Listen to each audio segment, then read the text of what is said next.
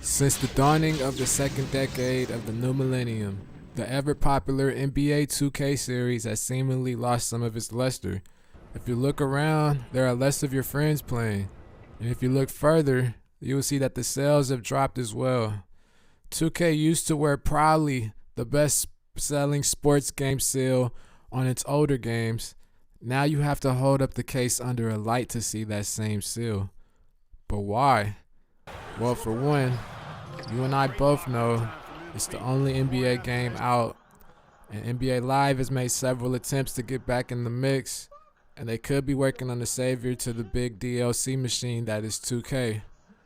Only time will tell, but how can we make the most out of right now? I would say, fix what was the foundation in the first place.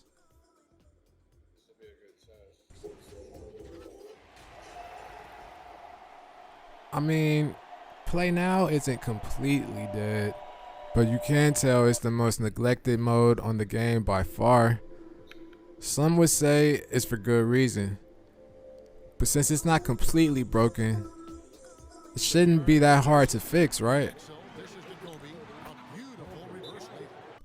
If you really care about DLC like that, 2K, and DLC revenue, add some DLC content to Play Now.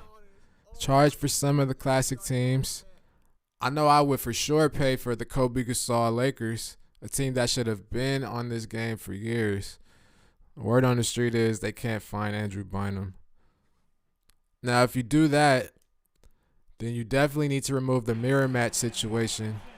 It's such a letdown when you're about to play and you see your opponent has the same team before the game even starts, and you can't even quit or else you get an L.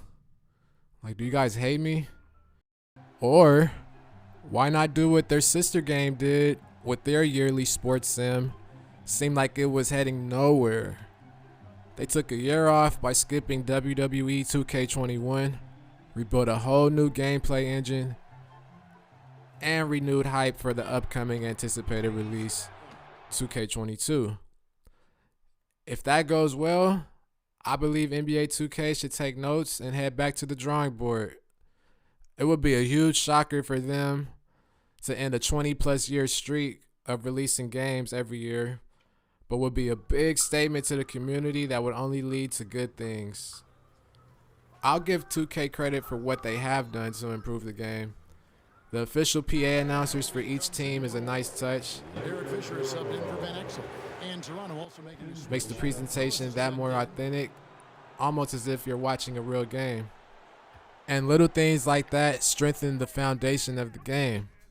A strong foundation leads to many other strong aspects of the entire product, which leads to stronger sales and all the other things 2K wants as a brand and a corporate entity. Finding the balance between art and business is never easy in any field, but in this case, I think the main problem has been on the main menu the entire time. It's just not as noticeable as the other modes. Till next time.